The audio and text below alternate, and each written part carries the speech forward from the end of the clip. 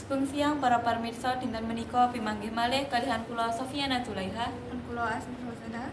ing pawartos menika kula mangke badhe ngaturaken babagan usaha jajanan pinggir sekolah enggal inggih menika wonten ing SMK Negeri Setunggal Pengasih. Kados pundi lan kados menapa kawontenipun jajanan ing sekolah SMK Negeri Setunggal Pengasih? Sumangga amirsani.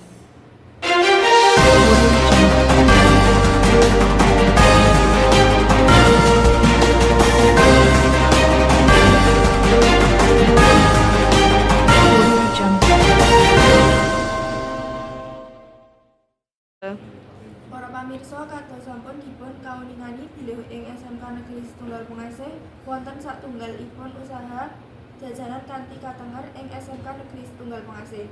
Lajeng kados pundi lan kados menapa kawontenanipun usaha jajanan ing pinggir SMK Negeri Setunggal Pengasih?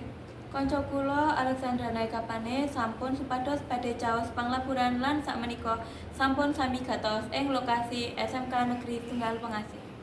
Matur nuwun Sofiana lan Asmi, para parmisa sak menika kula sampun ing pinggir SMK Negeri Setunggal Pengasih.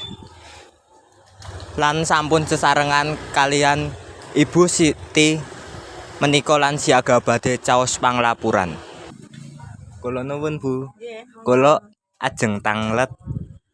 Ceritakan Bu kados pundi awalipun Ibu saged berpikiran kagem tumut sadean wonten ngriki. Soalnya ten mriki niku rame. Banyak anak sekolah. Oh nggih, matur nuwun. Tanglet kalih. Kados pundi Bu pengalaman Ibu sadangu sadean wonten pinggir SMK Negeri Setunggal Pengasih? Seneng. Oh nggih. Wis seneng ngono. Matur nuwun Bu. Nggih, tanglet 3. Miderek Ibu menapa nalika sadean SMK Negeri Setunggal Pengasih kathah ngajengi masalah? Mboten. Oh nggih, matur nuwun Bu. Nggih.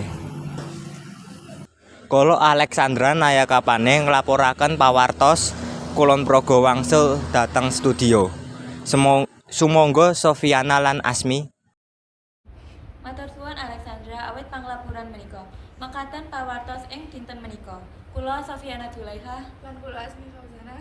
pamit undur diri sugeng siang lan sugeng pamanggih malih. Matur suwun.